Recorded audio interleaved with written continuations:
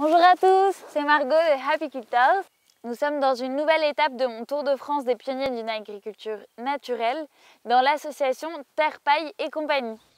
Si je suis venue ici, c'est parce que je m'interroge sur comment intégrer mon projet agricole dans une démarche plus globale, une démarche d'autonomie, d'économie des ressources, une démarche en permaculture.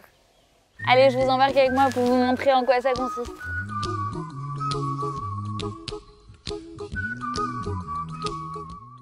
Alors mon projet à la base, c'est d'abord promouvoir la permaculture. Ça, c'est ce que j'ai envie de faire de ma vie, et avec mon épouse, on est vraiment motivés pour ça.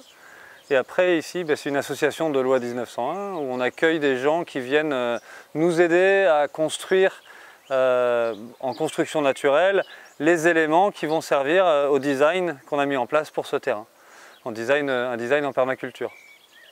Et l'idée, c'est de retransmettre ce que moi j'ai vécu sur d'autres projets à travers le monde, où on arrive, on partage les tâches collectives, on construit ensemble le monde de demain. Et c'est à travers cette construction-là que se créent du lien social, se crée du changement en chacun d'entre nous. C'est des expériences pour moi qui sont très changeantes. Et on finit par grandir de tout ça. Et nous, on grandit tous les ans avec les chantiers qu'on fait ici, avec les gens qui viennent ici, qui viennent un peu partout dans le monde. Et on espère qu'eux-mêmes ont grandi de leur passage ici. Donc là, par exemple, on est en train de terminer le premier chantier participatif de l'année à la Cour-des-Mières.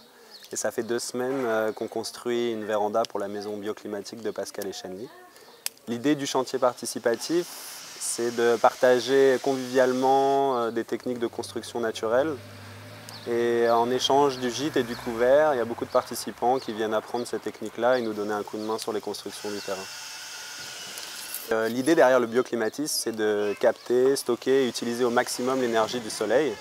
Donc pour ça, on maximise les ouvrants au sud et on essaye de faire en sorte que la chaleur issue du rayonnement de la lumière solaire soit stockée dans la maison, dans de la masse.